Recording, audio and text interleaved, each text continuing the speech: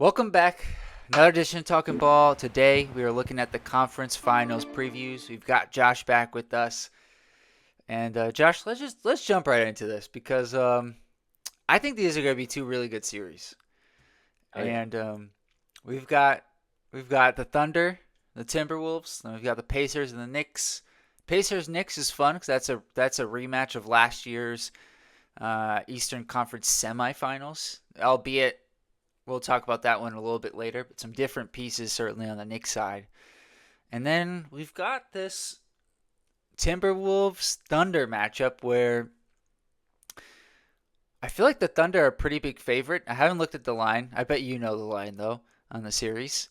And I don't know. I feel like the Timberwolves have the pieces and the tools to make this a very competitive conference finals matchup and potentially steal it from the Thunder. What do you think, Josh? Yeah, so the line for the series is minus 375. Not as big as some of the other lines we saw. I don't recall what the Denver series was with OKC. Um, I think it was maybe slightly more than that because I remember the okay. Knicks one was like minus close to like minus 900, minus 875, somewhere It in was there. like fluctuating between 800 and 1,000. Yeah, yeah. And I remember I think the Pacers were also a decent underdog, but the Nuggets Oh yeah. I think hmm were the second biggest underdog to the Knicks. Okay. Okay. Well, yeah. Like your point, I think these would be two great series. Um, the OKC Wolves one, I think that's going to be a really, really good series. Um, I mean, I'm looking at the regular season split 2-2, and it's really interesting because they have game one line for Minnesota plus 7.5. And if you look at the games that OKC won, they won right around that range, 8 or 7. But I think I think like if you were to ever take Timberwolves, just take their money line because OKC they either lose or they just blow out teams. Like it's tough for them to cover those games. It's like under 10, so under double digits.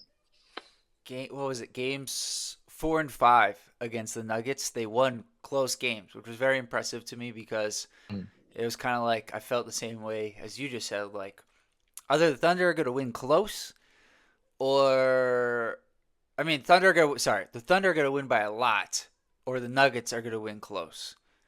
And it showed me a lot about where the Thunder are as a team.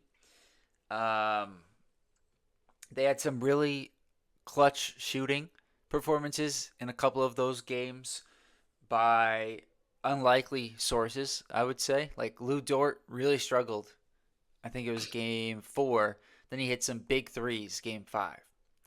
Mhm. And they're going to need more of that. Like Jalen Williams had a really rough game 6. He played really well game 7. I didn't think he was the difference in the game, though. I thought the difference was Caruso and Wallace. Like, Yeah, just, they're role players. yeah, they were phenomenal. That game was started off like 21-10. The Nuggets were up, Nuggets up in the first quarter, yeah. and then it was like I just kept doing the math, and it was like, all right, now OKC's up 20, over the last 15 minutes. Oh, now they're up 30, and I was like, this is going really poorly for the Nuggets, and that's the thing with OKC when their defense gets going, they can really stifle the opposing team, and then it just leads to runouts, transition opportunities, and they're really good. But when they're in a half court setting offensively, they've got a lot of guys who I feel like their 3 point percentages are better than their actual 3 point abilities, if that makes sense. Where when things get a little Like tight, like Dort. yeah, like Dort to an extent, even like Aaron Wiggins, Oh Isaiah yeah. Joe. Like Isaiah Joe didn't even play game 7. He went Mhm. like I think he's a good shooter, but they just can't keep him on the court. I think it's gonna be a tough series for him in this one to an extent. Um, Jalen Williams, I think, is another one who I feel like I think his percentage isn't too bad. I'll take a look, but it's just like when it gets close, do you have confidence? Now he hit some big ones. in that series, but he also had some really rough games. He shot 36.5% from three during the regular season, so a pretty respectable number. But I just don't see like who's the knockdown shooter. You know, when they get the ball for OKC from three, that you're like, no doubt about it, this is going in.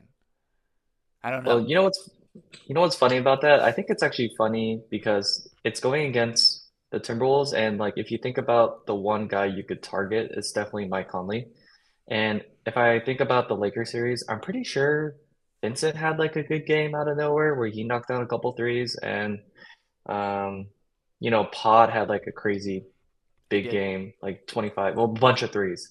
And that I think I don't know if they actually won that game or the Timberwolves won that game, but I think the point is there's definitely a chance, an opportunity for those guys to have at least one of those games where, like, if you look at the Nuggets, they don't really have that weakness at point guard.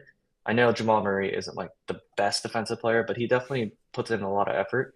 And same with Russell Westbrook. I don't think they're at the same stage where Mike Conley is now. And so I feel like those guys definitely do have an opportunity. It's whether or not they'll actually be able to see it on the floor if they even get minutes. But I think they'll have one game where they could have 15 or 20 with like five threes, you know? It's possible. I just think the Timberwolves defense as a whole is really good. They've got a Mhm. lot of good defenders. They've got length, multiple positions. I'm surprised at how much Mike Conley has played in the playoffs and how well he's played. Like he's the game. I think it was game five. Now that Warriors team, that was a rough team. You know, without Curry, Yeah. that was not a playoff team. But I mean, I was just looking at it because I was curious when you were talking about it. Conley had 16 points, 8 assists, 6 rebounds in 26 minutes in that game. So he's given them much more. I thought they would have to play more minutes with DiVincenzo Mhm. at the point effectively. Obviously, Edwards is the guy with the ball, but you know DiVincenzo being out there, but it hasn't been the case yet. Maybe this series they need more from Dante, who hasn't had a great playoffs. I think partially because like last year his playoffs were amazing with the Knicks, but he knew he was going to play 40 minutes and he got the Yeah. ball a lot more. It's just it's easier when you miss a few shots when you know you're going to get more than his role currently where if he misses a few he may only play a few more minutes, you know, in the second half, and I think that could be a little bit more difficult mentally. Josh, I want to ask you a question because heading into the playoffs, I would have thought this would have been a very easy answer, but as of right now, I'm actually a little bit torn. And the question is, who do you think is going to be the best player in this series? Is it going to be Shea or is it going to be Anthony Edwards? Yeah. I initially was going to go with Anthony Edwards. I think the most concerning part is his regular season splits against OKC in 4 games, shooting just about 30, 36% from the field, only 22 points. And you compare that to Shea in 4 games, 51%, 35 points per game. And I would give the edge to Shea actually based off those numbers, but I would not be surprised if Anthony Edwards raises to the level of competition and they just need him to score a bunch of threes. Otherwise, it's just Julius Randle time. Yeah. And the thing I'm curious about in this series is Shea played better for sure against the Nuggets than he did the first round series against the Grizzlies. I just think I'm curious. I guess I'm curious how it's going to look against the Timberwolves, who I think are a more difficult matchup, especially when Conley's not on the court, when it's either Alexander Walker or DiVincenzo. And part of the reason I'm curious is because Shea is just not a volume 3-point shooter. That's true. And so he is arguably, maybe even not arguably, the best 2-point shooter in the NBA. The only other guy I could think of is like DeRozan, but you know, DeRozan's not getting his team to the conference finals. So he is going to be able to hit those shots. Gobert's going to be in drop. they're going to be open for him, those opportunities, but I think he's going to have to make a lot of those, which he can. He certainly can. But I wonder if Edwards' 3-point ability could be the differentiating factor in this series because I feel like this could be a tough Randall series.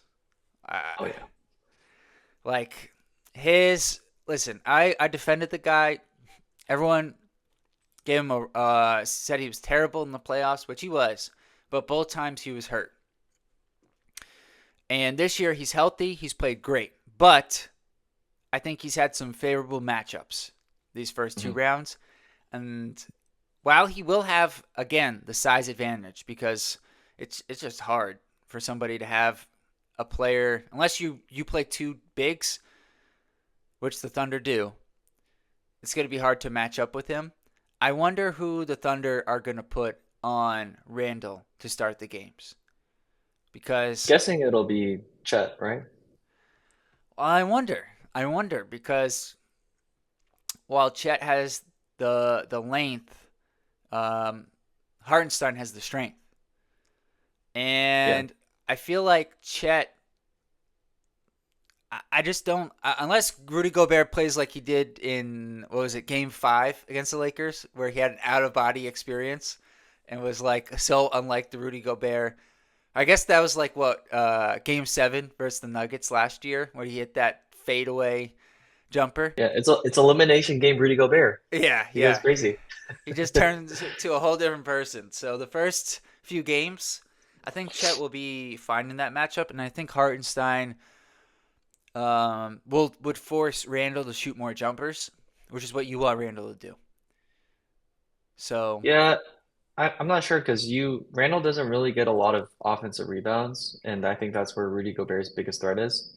true. So I feel like probably it's tough because yeah, you could put the traditional center like Hartenstein on him, but if Anthony Edwards just does a bunch of pick and rolls with Rudy Gobert, then Chet as a secondary off-ball defender, he'd probably be not so bad to switch on to Anthony Edwards. I mean, he could probably do a better job than Hartenstein. So I could see both, but Yep. you know, Yeah. they'll To probably that switch it point, up.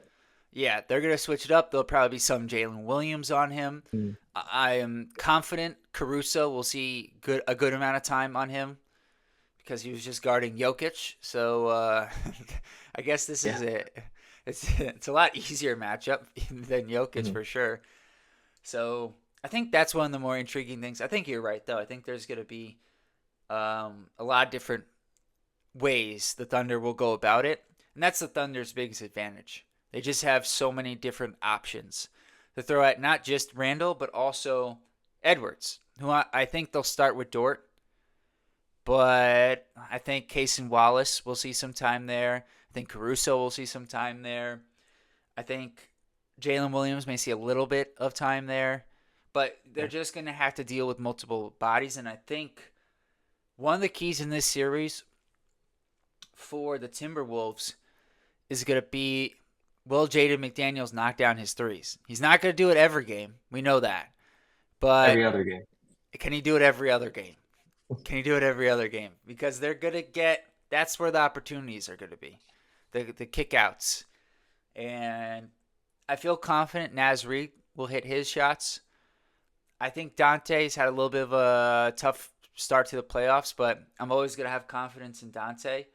Alexander Walker, from my memory, he's a little bit of a streaky shooter, but that could be Yeah. wrong. Um, Yeah. so I just think, and Ant, quite frankly, he's had some big shooting performances. He's had some rough shooting performances, and he's going to need to hit his threes against the Thunder defense that's just going to make you shoot threes because they're going to be really physical inside. Hmm. This year's Anthony Edwards, though, was really well prepared for that within just the volume of threes that he takes, which which I think can be good for the Timberwolves, but could also lead to a couple of Thunder blowouts where they win by 30 plus because Ant's not getting, being aggressive, getting downhill. So I think it's going to be a really fun series. But the more I've talked about this, Josh, the harder the argument for the Timberwolves comes for me. And the only thing I can say is the old, like teams got to go through the stages in the playoffs typically. Like you get past the first round, then you lose in the second round. Then you get past the second round, you lose in the conference finals, right? Like the Yeah. Celtics were a great example of this. Like it took them 5 6 years to go through the steps of the playoffs.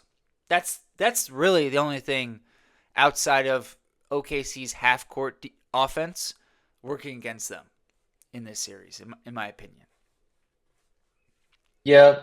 I mean, they went to the Western Conference Finals last year, right? The Thunder? Yeah. No, they Semifinals? lost. Yeah, they lost to the No, they lost to Mavs. Dallas. Yeah. So the Wolves went to the finals. Yeah. Um, no, that's a great point. I think another thing that would be very interesting to watch is who's bringing the ball up for for Minnesota. I know I talked about Mike Conley on the defensive end, but he's definitely going to be useful as probably the primary ball handler just to keep Ant fresh. But at some point when you're coming against all the defenders OKC throws at you, Ant's going to need to bring it up. They're going to need to switch it up. And I'm sure when OKC would love to have Randall get the ball in the post and he has to make the decisions, they're going to be happy with that. I mean, I know he got a triple double against Golden State one game, but he's not Jokic. And you kind of even No. saw Jokic himself, his assist numbers were way down because he was forced to shoot. So that'll be really interesting. But I think OKC, their biggest challenge, everyone talked about it, was Denver. And you talked about like the experience. I think the semifinals last year was pretty far enough and mostly the same core. They had a really, really tough series against Denver, playing against arguably the best player in the world. And I feel like they're just ready. Yeah. I think it's fascinating too because these are more or less the same teams from last year. You know, the Thunder swapped out Josh Giddey for Caruso. They added Hartenstein. Other than that, it's basically the same group of guys. And then for the Timberwolves, they swapped Towns for Randall. And then I guess it's not directly, but they swapped Kyle Anderson in their rotation for DiVincenzo. Mhm. So I think these teams have a lot of continuity, which is part of the reason why they're here. I do think the fact that the Thunder have 10 guys they can play, although I think in game 7 we saw that there was really only 8 guys but in that series that Coach Dagno trusted. So I think there's a world where they can kind of wear on the Timberwolves throughout the series just with the amount of players they can play. But I just think OKC's defense, while the Timberwolves defense is really good, I think OKC's defense is better. But if the Timberwolves defense can keep these games close, then I think it could go either way. I don't think either team has a clear advantage in close games. I think both teams have shown an ability to close out well and also struggle. So, what would you say, Josh, right now, putting you on the spot? What's your prediction? I got OKC in 6. I think one interesting stat I was looking at, this is obviously just the regular season.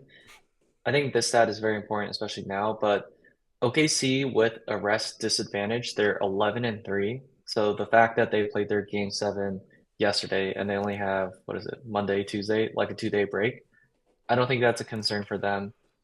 And I think they'll be ready to go.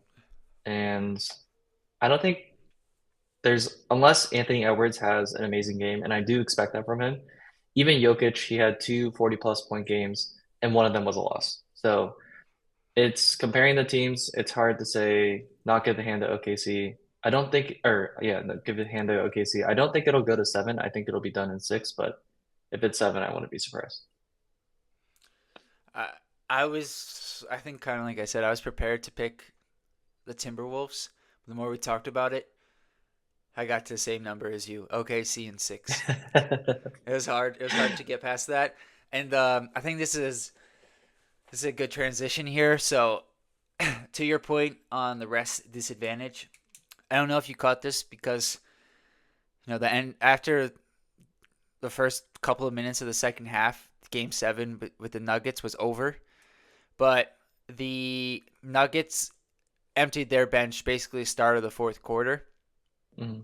And the Thunder still had in their guys like around the 9-minute mark. And I was like, huh? Is this going to be like Tibbs? He's going to leave him in till like 4 minutes to go. And it was like 30 seconds later, Coach Dagnall pulled him. And they'll have plenty of rest for tomorrow night. They'll be ready. Said I'm not pulling a Derrick Rose. No, no, no, no. Tibbs doesn't care though. He doesn't care. No, no.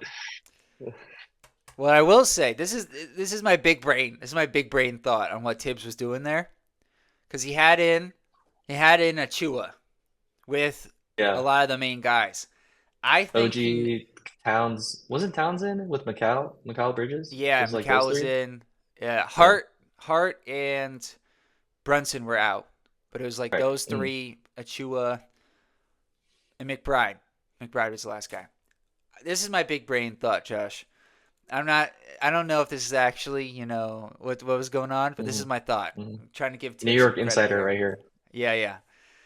I think he knows the Pacers are going to play 10 guys, and they're Yeah, gonna for sure. they're gonna full court press, and they're gonna play at a really high pace.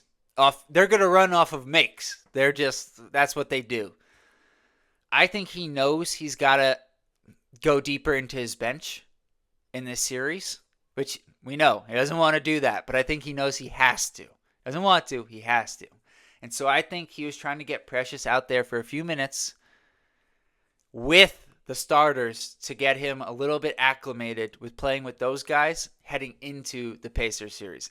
Scale of 1 to 10, how much do you buy what I'm selling right there? Like a five. Why would you play Precious with Cat? Well, who are you going to play him with not, if not with Cat? By himself? Yeah. Okay. I guess you could do that. Well, I don't know. I mean, I like to your point, I do like giving especially Deuce McBride more minutes because he's been in the minutes he's played pretty well. And you're definitely gonna need him in this series. You can't just rely on Jalen Brunson. He's gonna get tired out. I could see your point about Precious because it's either probably him or Robinson, and I don't know if you want to play fast pace Pacers with Robinson. You might want to lean a little more Chulo, although they'll probably split the minutes or just depending on how they do that day. Um, but I just don't see why he couldn't have just played three other random people then and just let Deuce and Precious run the floor. Like just play three other guys.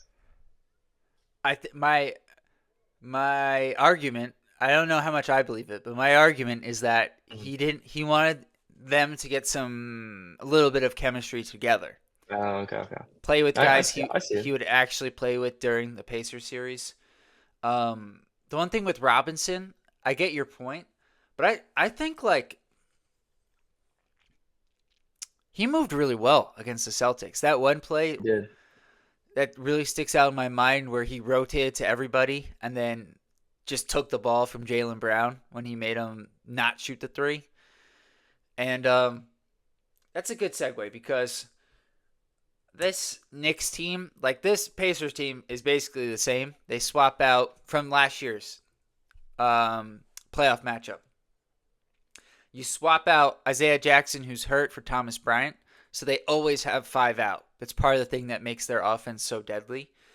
And then you add Benedict Mathurin and a little bit of Jarris Walker, so they're 10, sometimes 11 deep, which is crazy in the playoffs. The Knicks, though,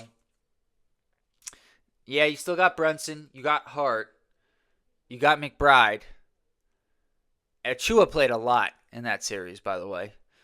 But you swap out DiVincenzo for Bridges, who I think is a better matchup to guard Halliburton. You swap out Hartenstein for Towns, who I think some areas will be better and some areas is probably worse. McBride's back. Oh, OG Anunoby he technically played in 3 games, but it was more like 1 2/3 because he played game 1. He had 28 points about a little more than halfway through the third quarter of game 2 before he pulled his hamstring. and then only came back for about 4 or 5 minutes in Game 7 when he couldn't move. It was way worse than Aaron Gordon. So he's going to play. Robinson is going to play. So I think the Knicks are deeper, and I think they're better.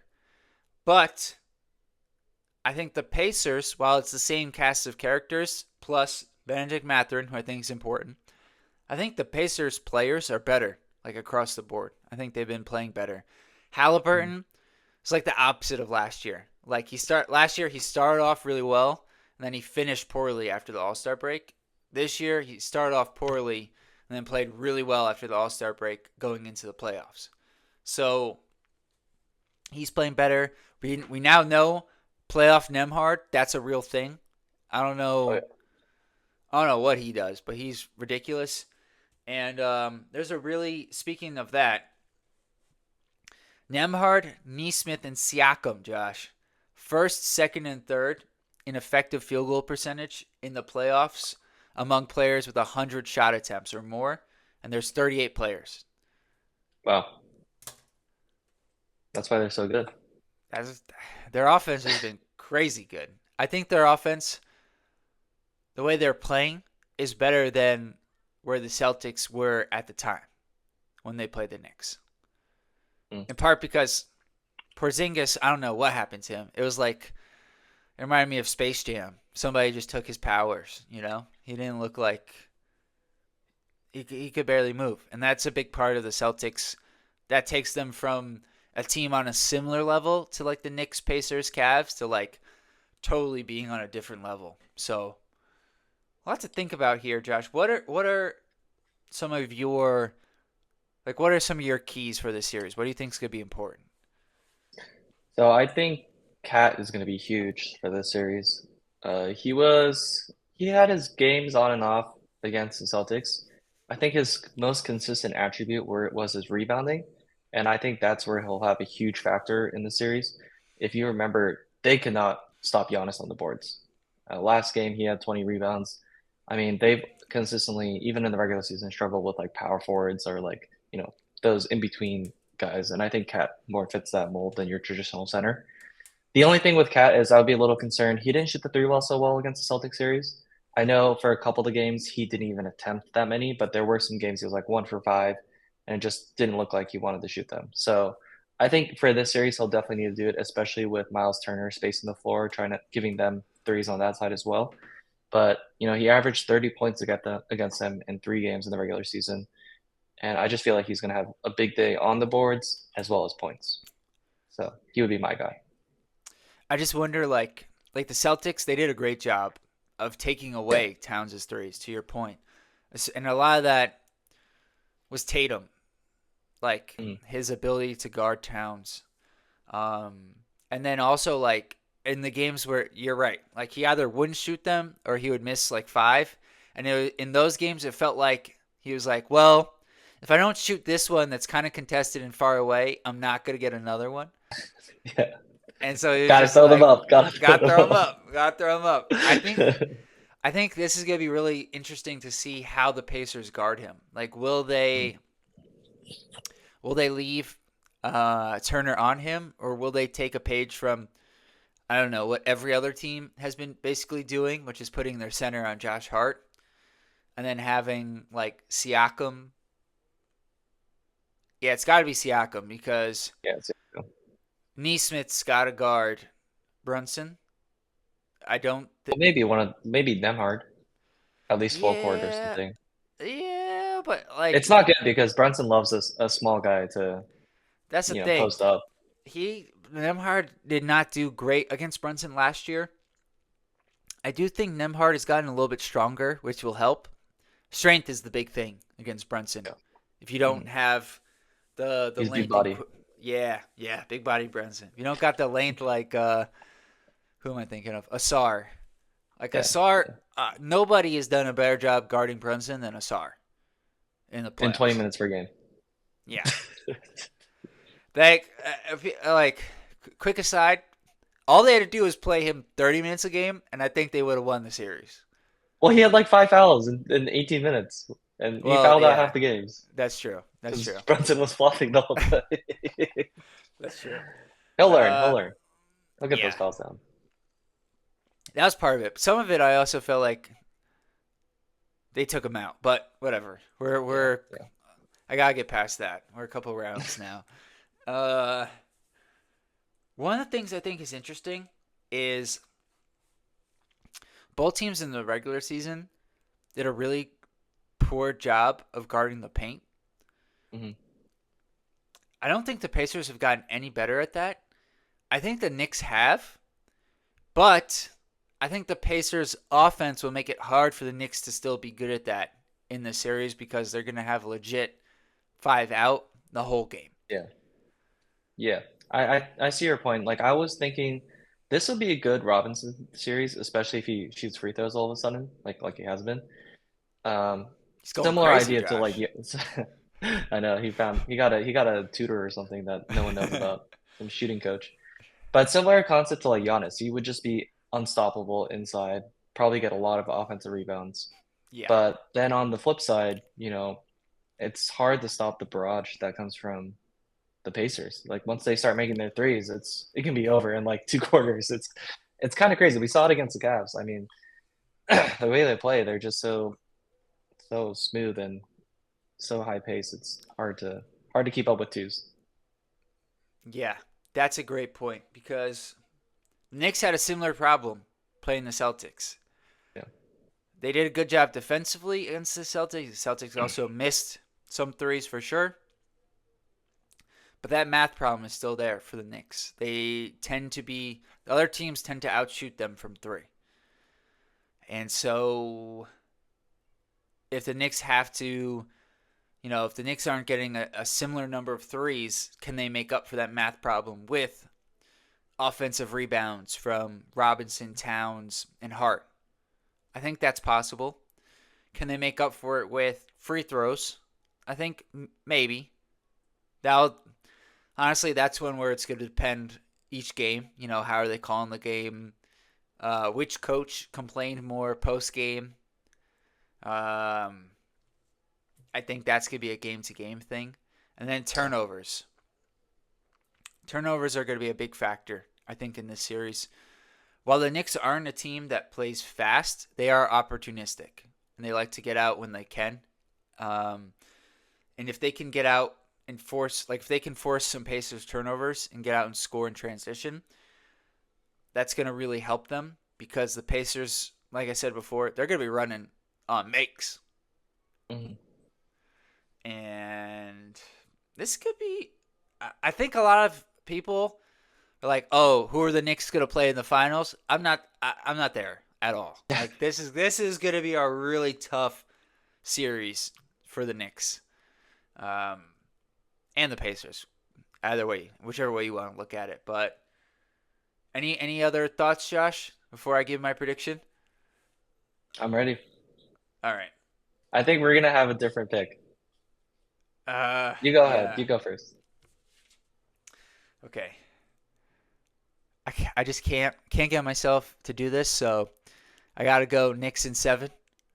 Yeah, that's what I thought. But I'm gonna go Pacers in 7. yeah, I could see Pacers in six. Oh yeah. I just I am not looking past. I'm afraid of this Pacers team so much so, Josh. This is what I will say. In all fairness, I don't know if you remember this, but at the end of the season, the Knicks were not playing well, and the Pacers were playing pretty well. And there's a little bit of like juggling going on with the Pistons and the Bucks, who's going to be 3, 4, 5, and 6. And all I kept thinking was, I don't care who it is, just not the Pacers in the first round. Just not the Pacers. So to play Yeah. them now in the Eastern Conference Finals, it's okay. But that was the team I was most afraid. I mean, putting the Celtics to the side. I didn't think the Knicks would beat the Celtics. But this Pacers team, I think it's a coin flip. I think it's a coin flip, and I think there are some things that favor the Pacers, but I am biased. Yeah. I mean, I think starting fives alone, I would take the Knicks. But I don't think, especially, I don't think we could say that with this Pacers team because that's how they've been so successful so far. And I hate to be this guy, but I think there's always one team. It happens every year, every other year, or every once in 2 years. There's a team that wins off injuries every single round to the playoffs. Not to be Oh this guy, no. but listen. Here we are. Here we are. Round one, obviously, Dame injury. Round two, three injuries: Hunter, Garland, Mobley. And not to be that guy, but the Knicks, the number of minutes that are going on their guys, I will say, I think you guys are going to win game one because a lot of rest, I think, will really benefit you guys. And it's like 4 days of rest. But there's always like every once in a blue moon, there's a team that just comes through a bunch of injuries, and I think the Pacers might be the team this year. I'm just saying. Um, I mean they were almost that team last year, Yeah, true. and then I guess technically it was the Celtics, but they certainly got to the Eastern Conference Finals. No Giannis, pretty much. No Giannis at all, or pretty much. I forgot if he played a little bit or not. I don't think he did. No, he didn't. Yeah. And the Knicks were missing like 5 or 6 guys by the time they got to the end of that series. Yeah. Obviously, the Celtics were also that team last year. Yeah. The one thing though, I don't know if you're aware of this, Josh, but the Knicks have a new I don't know what the right. He's not like the trainer, but he's a new like head of injuries kind of guy. I forget the term. He was This is important. He was brought over. This is his first year with the Knicks. He was one of Luka's guys with the Mavs. It was part Okay. of the contention. So the Knicks had one of the healthier years, like in the NBA. Yeah. The Mavs had one of the least healthy years. Okay. Some of that was fabricated for sure. Some of it, but not all of it. I don't think all of Not it's a all of it. Not all of coincidence. it. Not all of it. But if you were to say one thing that scared me, OG. OG pulled looked like he pulled his Oh yeah. hamstring and then he came Yeah. back. That was the same thing that happened to him against the Pacers, but he was out for basically the rest of the series. So I am really glad that they have these 5 days. I couldn't believe he came back in that game. Okay. First of all, we gotta talk about injuries in this playoffs. Not only the injuries, but some of the bullshit injuries. Because how did Aaron Gordon have a grade two hamstring strain, and Shams tweeted it would be physically impossible for him to play, and then he ended up playing? That makes no sense. That He makes no couldn't sense. run, Josh. Didn't He didn't couldn't Steph run. Curry have a did it I well he played. Didn't Steph Curry have a grade two hamstring strain? The same injury? Well, yeah, but Curry's got to run. Aaron Gordon was just being big out there. He was He just being literally big. got injured and then played the next game. And they were like, it's physically impossible for him to play, and he was on the court. And then Jamal Murray had a sickness game six that carried over even to game seven. They're still like, oh, he's still questionable sickness. Obviously, no one believed it, but like these injuries think okay. And then going back to your next, I think to your point, OG is scary. Macau like had an injury in like the second minute against one of the Celtics game, and he played all minutes. Well, And then Jalen Brunson rolled his ankle for like one of the games as well. no, no, no. Okay. Jalen Brunson, I swear, rolled his ankle every Yeah, game of the yeah, Piston that's true. series. Oh Every yeah, game. yeah, yeah, yeah. Every Yeah, game. And there was like 3 games he had to go to the locker room and then come back, and then he yeah, was got like that. great again. Josh Hart got fucking MMA cut on his. That was nasty. That was nasty. He had You guys are cutting a it close. You mean guys are black cutting it guy. close. You're right. There are a lot of close calls here. Now, the only one I will say that I'm not worried about is McCall, because that guy doesn't miss games. He doesn't miss games, period. Mr. Iron Man. And Josh Hart, I truly believe like you would have to like cut off his leg or something for him not to play. Yeah. Like that guy he had like a bruised spleen or something last year against the Pacers, was still playing 29 minutes. Couldn't really play well, but he was out there.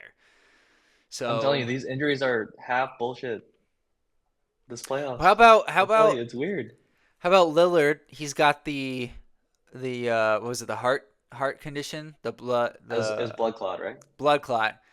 He Yeah. couldn't practice for a while. It comes back. That was tears That was his just dumb, though. Achilles. That was.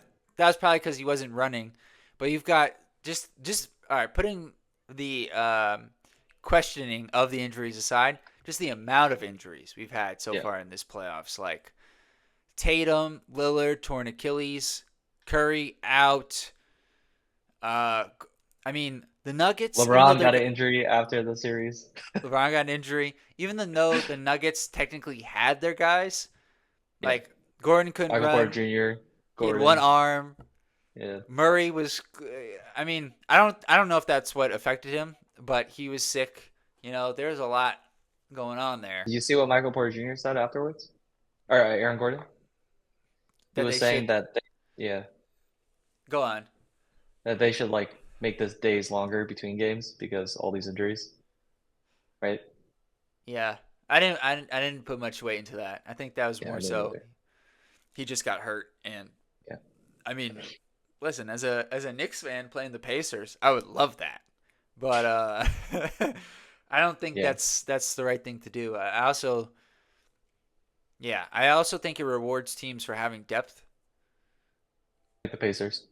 like the Pacers, like the Thunder. Yeah, like the Thunder. Um, boy, you all right? Last question, Josh. Last question. Which matchup do you think the NBA wants least? Definitely Timberwolves, Pacers. Like for the Okay. finals? Yeah, yeah, for Or the you meant finals. like, yeah, Timberwolves, Pacers. Yeah, yeah, you're right. They're gonna hand Shea the OKC MV or the MVP, and they're gonna make sure he gets to the finals. And then they would like New York to get to the other side, so that's what I think they would want. Uh, I would, yeah. I mean, I would agree with that. I think though they can promote Halliburton.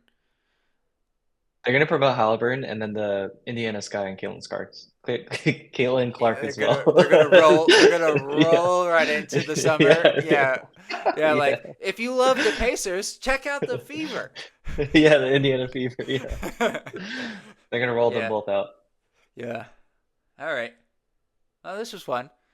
Any closing thoughts, Josh? Conference finals? Anything else basketball related? Open the door. We're betting Knicks game one. You and we're betting Knicks Yes. game one.